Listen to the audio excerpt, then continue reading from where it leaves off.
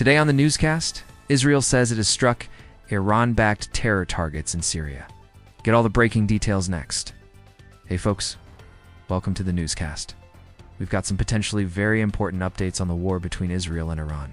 Remember, this is not a war that the mainstream media is really covering at all.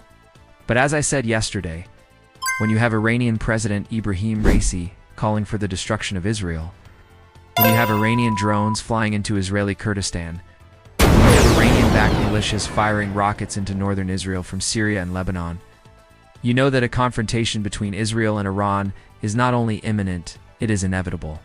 The question is not if, but when and where. Today we received an update on that story. And according to Israeli media reports, Israel reportedly overnight carried out airstrikes against Iranian targets in Syria. Now, before I get into the specifics of the strikes, the bigger picture here is that Israel has reportedly carried out hundreds of airstrikes inside Syria over the past several years. These strikes have targeted advanced weapons shipments that are being sent by the Iranian regime from Syria into the hands of Hezbollah in southern Lebanon. Israel has a red line that it will not allow Iran to cross, and that red line is advanced weapons shipments, particularly those that include precision-guided missiles, PGMs for short, that can be used by Hezbollah against Israel. Now, today's strikes reportedly focused on an area near the Syrian capital of Damascus. According to the Syrian Observatory for Human Rights, which is a sort of anti-Assad regime Syrian watchdog group, they said that Israel reportedly struck weapons depots near Damascus International Airport. Now, Iranian weapons shipments often transit through Damascus's international airport. It's one of the main transit points for these weapons. And again, Israel has carried out strikes against these weapons shipments. These advanced weapons shipments hundreds of times now. But folks, something to keep in mind, there is no official comment from Israel, as of this recording, on these strikes. So we don't know 100% what was hit, why was it hit, etc.